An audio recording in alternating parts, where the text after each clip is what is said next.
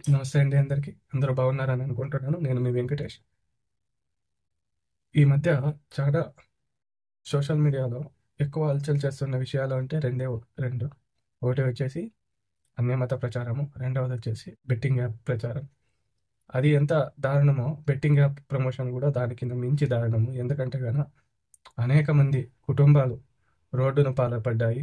అంతేకాకుండా అనేక మంది అనాథలయ్యారు. చిన్నారులు, భర్తను కోల్పోయిన ఆడవాళ్ళు గానీ, లేదంటే కుటుంబంతో సహా ఆత్మహత్యలు చేసుకున్న వాళ్ళు గానీ, లేదంటే తల్లిదండ్రులను కోల్పోయిన పిల్లలు గానీ, పిల్లలను కోల్పోయిన తల్లిదండ్రులు గానీ, ఇలా అనేక మంది కుటుంబాలు విచ్ఛిన్నమైపోయి నానా యాతనలో పడుతున్నాయి. దీనన్నిటికీ కారణం ఏమి అంటే బెట్టింగ్ యాప్ ప్రమోషన్స్. మనకు తెలిసిన సెలబ్రిటీస్, మమ్మల్ని ఇన్‌ఫ్లుయెన్స్ చేసే వ్యక్తులు, సోషల్ మీడియా స్టార్స్ గానీ, లేదంటే బిగ్ స్క్రీన్ స్టార్స్ గానీ, సెలబ్రిటీస్ కొంచెం పాపులర్ అయిన ఫేస్ మకాలు ఎవరు ఉంటాయో వాళ్ళ ద్వారా ప్రచారం చేసేటప్పటికి ఏమైతుందంటే, అది ఏదో కొంచెం స్ట్రగుల్‌లో ఉండేవాళ్ళు గానీ, లేదంటే కొంచెం కెరియర్ పరంగా వెనకుండేవాళ్ళు గానీ, అప్పులుండేవాళ్ళు గానీ, నైటే స్టార్స్ బిగ్ షాట్స్ అయిపోవచ్చని, లేదంటే వాళ్ళ కష్టాలు తీరిపోవచ్చని, ఏదో ఒక రకంగా వాళ్ళ అమౌంట్ రెడీ చేసుకోవడము, బాకీలు తేవడము, లేదంటే పర్సెంటేజ్ పెంచి 12%, 13%కి ఎక్కడైనా మళ్ళా మనీ యాప్స్‌లో అమౌంట్ తీసుకోవడం, ఇలా చేసి ఆ బెట్టింగ్ యాప్స్‌లో ఇన్వెస్ట్ చేసి అది డబ్బులు పోగొట్టుకొని, ఆ డబ్బులు మళ్ళీ తిరిగి కట్టడానికి మళ్ళా అమౌంట్ రినీవ్ చేసుకొని, ఈ మళ్ళా వాళ్ళు ఈ బెట్టింగ్ యాప్‌లో నుంచి నెక్స్ట్ పీక్ లెవెల్ ఏముంటుంది అంటే మనీ లాండరింగ్ యాప్స్. అంటే మనీ ఆన్‌లైన్‌లో మనీ లోన్స్ దాంట్లో పడుతున్నారు. దీంట్లో అర్థం 50% వాళ్ళ జీవితం కొలాప్స్ అయితే, దాంట్లో 50% కొలాప్స్ అయితాం. ఇలా ఎందుకు జరుగుతాంది అంటే ఈ బెట్టింగ్ యాప్స్‌ని ఎవరైతే బిగ్ షాట్స్ లేదంటే సెలబ్రిటీస్ ఉంటారో వాళ్ళు ప్రమోషన్స్ చేయడం వల్ల మాత్రమే ఇలా జరుగుతాంది.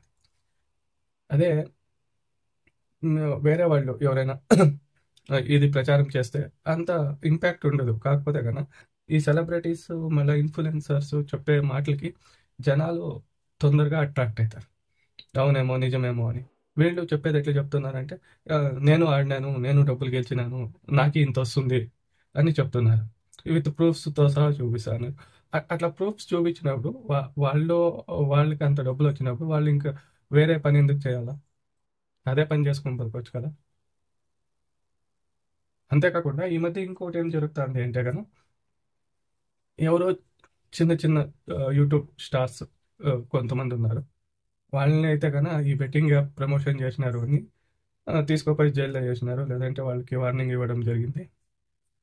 ఇంకా వేరే వేరే వాళ్ళ ఛానెల్‌ని బ్యాన్ చేయడము, లేదంటే వాళ్ళని నానా బూతులు తిట్టడము, ఇంకా రచ్చరచ్చ రచ్చరచ్చ చేసినారు.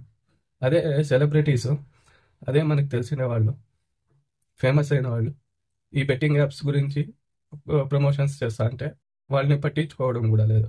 ఉదాహరణకి ఇద్దరు పేర్లు చెప్తాను ఈరోజు. చూడండి. ఒకటొచ్చేసి టేస్టీ తేజ. టేస్టీ తేజ ఎవరు అంటే ఎవరికీ తెలీదు. కానీ బిగ్ బాస్ షోకి 2 సార్లు రావడం వల్ల టేస్టీ తేజ అనే పేరు ఫుల్ ఫేమస్ అయింది. ఎవరి వల్ల? నాగార్జున సార్ వల్ల. ఎప్పుడైనా సరే నాగార్జున సార్ ఇలాంటివి చేసేది చూసినారా? లేదు. ఇలాంటివి ఎంకరేజ్ చేసేది చూసినారా? లేదు. కానీ అతని పేరు చెప్పుకొని ఇతడు ఫేమస్ అయ్యి ఇప్పుడు బెట్టింగ్ యాప్స్ అన్ని ప్రమోషన్ చేస్తాను. దీనికి కారణం ఎవరు? అతన్ని ఫేమస్ చేసింది ఎవరు?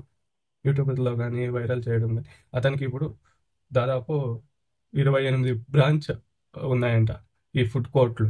28 బ్రాంచ్‌లో ఎంత అమౌంట్ రావచ్చు? అంత అమౌంట్ వస్తూను కూడా మళ్ళా బెట్టింగ్ యాప్‌లు కూడా ప్రమోట్ చేస్తారు. మరి ఇది ఎంతవరకు న్యాయము? దీని గురించి కూడాను కొంచెం యోచన చేయాలి. మళ్ళా రెండో వ్యక్తి వచ్చేసి మన అనంతపూర్‌కి సంబంధించిన వ్యక్తి. మన మన లోకల్ వ్యక్తి. ఇక్కడి నుంచి వెళ్ళి అనేక కష్టాలు పడి ఇప్పుడు ఫేమ్ తెచ్చుకొనున్నాడు. అంతేకాదు రవితేజకి పెద్ద ఫ్యాన్.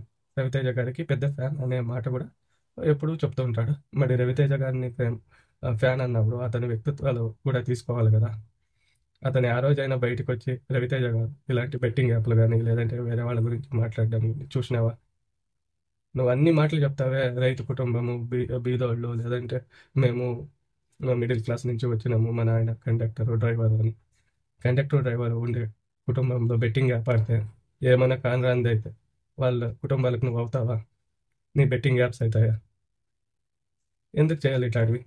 మనము ఎవరినైనా చెప్తున్నాము అంటే మేము ఈ పలానా వ్యక్తి ఫ్యాన్ అన్నామంటే పలానా వ్యక్తి ఇన్ఫ్లుయెన్స్ చేసినారు నా జీవితానికి అంటే అతనిలానే ఉండాలి మనం కూడా.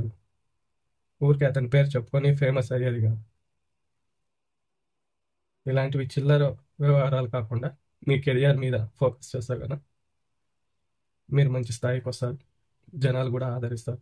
లేదంటే కన్నా జనాలే చూసుకుంటారు. Thank you very much.